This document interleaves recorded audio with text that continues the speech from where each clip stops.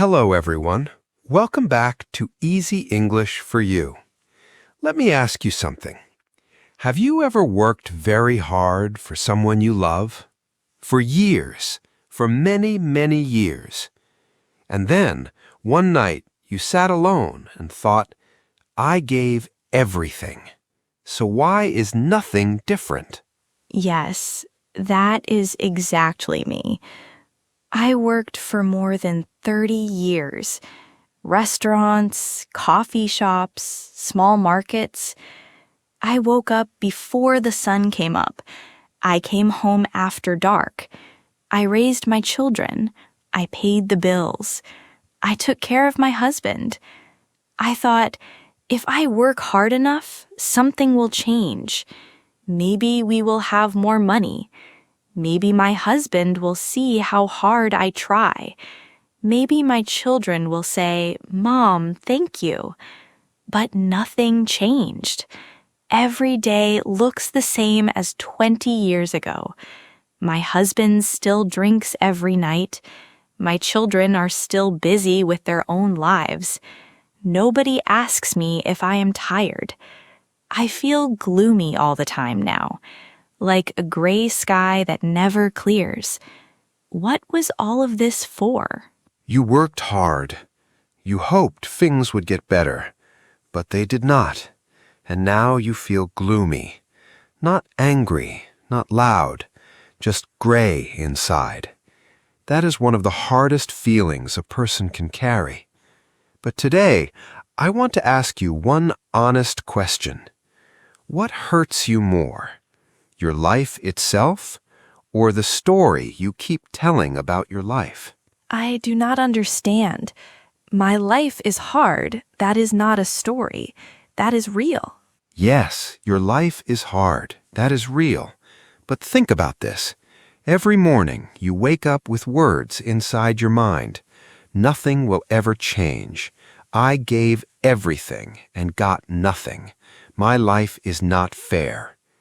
These words play again and again, like a song you cannot turn off, and that song becomes your whole day. But those words are true.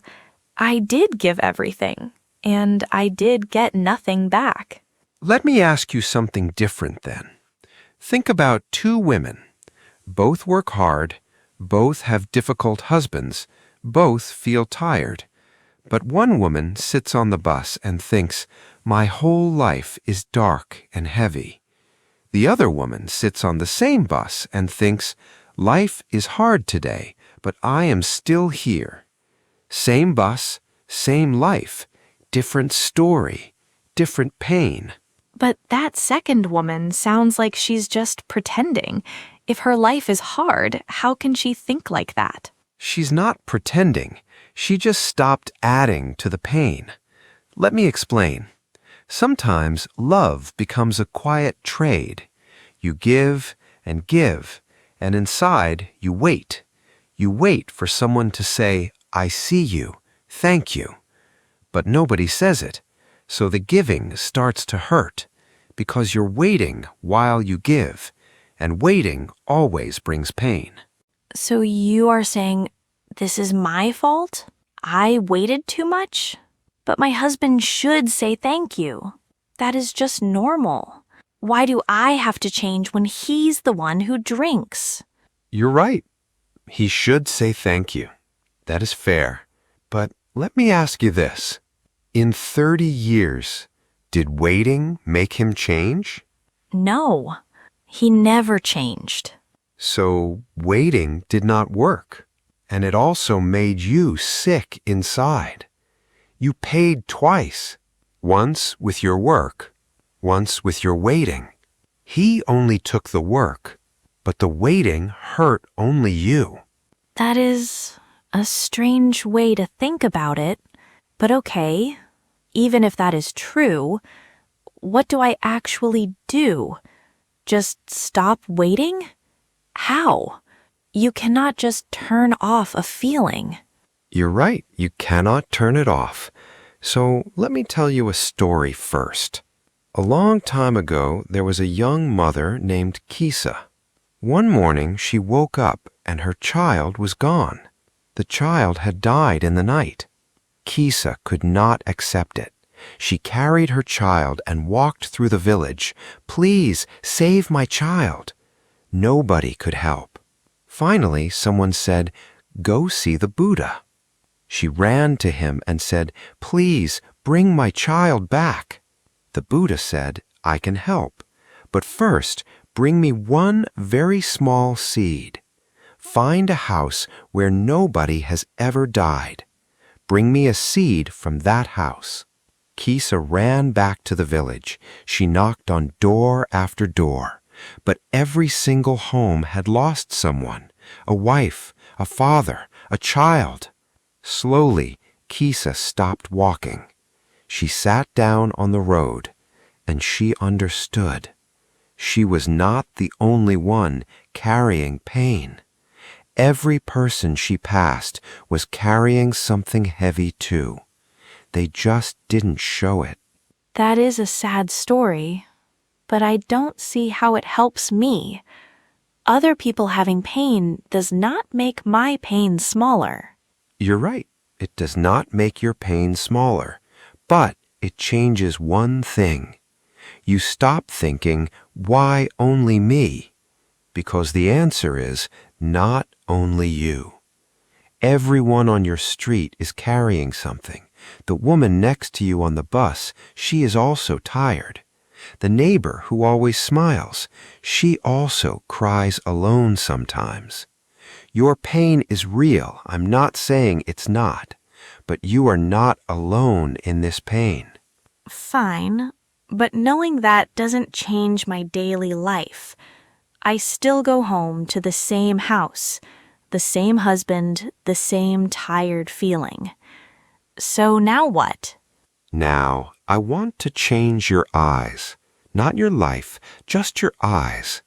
I heard about a woman once. Her husband got very sick. He couldn't move. He couldn't take care of himself. She worked outside all day to earn money. She came home late every night. And when she came home late, her husband got angry. He threw things. He shouted. And she thought, "I do everything. Why is he angry at me?" Yes, that sounds exactly like my life. I understand that woman completely. I know you do. But then someone asked the husband one question. They said, "You cannot move. You cannot take care of yourself." How does that feel? The husband was quiet for a long time. Think about that for a moment. Really think about it. Which is harder? Working hard outside, but coming home with your own two legs? Or lying in a bed all day, unable to move, unable to do anything alone? Lying in a bed sounds terrible. I never want that. But I am still the one doing all the work. That does not just disappear. No, it does not disappear. Your work is real. Your tiredness is real. But your legs work. Your hands work. You can leave the house in the morning. You can feel the wind outside. You can choose what to eat for lunch. He cannot do any of those things. You are tired from working, but he is trapped inside a body that doesn't listen to him every single day, with no way out. When you say it like that, I never really thought about what his life feels like. I was always so focused on my own pain. I think I forgot he is also in pain. That's a big thing to see. Most people never get there. And when you see his situation clearly, something changes inside you.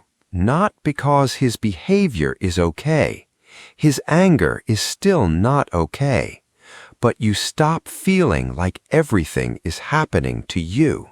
You start feeling like a person with power. Power? I don't feel powerful at all. Think about an arrow. Someone shoots an arrow and it hits you. That hurts. That's the first arrow. Your husband's drinking and anger, that's the first arrow. But then you pick up the same arrow yourself and you shoot it at your own heart every night when you eat alone, every morning when you wake up tired. He ruined my life. I gave everything. Nothing will ever change. That's the second arrow, and you are the one shooting it. So I'm hurting myself with my own thoughts. The first arrow came from life. The second arrow came from you. And the second arrow always hurts more because it never stops. Okay, I think I understand now, but I still don't know what to do tomorrow morning when I wake up and feel gloomy again. What do I do with that feeling? Good. That's the right question. Is there a story in your heart that you keep repeating? Tell me in the comments, just one sentence. I really want to hear it. And now, let me give you something small to start with. Not a big change, not a new plan, just one small thing for tonight. After dinner, wash one cup slowly. Feel the warm water on your hands. Do not think about your husband. Do not think about your children. Just feel the water. Just breathe, and then look at your hands. These hands woke up every morning for 30 years. These hands made food. These hands kept your family alive. Now say this out loud to yourself. I see you. I know how hard you worked. Good job. Do not wait for your husband to say it. Do not wait for your children to say it. You say it to yourself tonight. That still feels a little strange, talking to myself like that. It feels strange because you never did it before. You gave that gift to everyone else for 30 years. Tonight, give it to yourself, just once. There's an old saying that has lived for thousands of years. Do good things for yourself, not only for others. You took care of everyone else for 30 years. Tonight, take care of yourself, just for 5 minutes. Before I give you your soul sentence, I want to say one thing. You lived through years that could have broken many people. The hard mornings, the long nights, eating alone, crying in the kitchen, and still getting up the next day. That is not weak. That is one of the strongest things a person can do. Now, here is your soul sentence. You were waiting for a thank you, but you already did enough. Say it again, slowly, inside your heart. You were waiting for a thank you, but you already did enough. The waiting is the pain, not the work. When you stop waiting, the work becomes light. You are not a person who failed. You are a person who kept going. And that is not small. That is everything. I feel a little better now. I think I was so focused on what I didn't get, I forgot to see what I still have. Hold on to that warm feeling inside you right now. Nobody gave it to you just now. It was always inside you. You just finally looked. In our next video, we'll talk about old anger. Why do we hold it for so long? And how do we finally put it down? If today touched your heart, please like and subscribe. When you join our membership, you get a free PDF of today's lesson. Simple words, clear ideas, yours to keep. Thanks for watching, and as always, keep going and keep growing.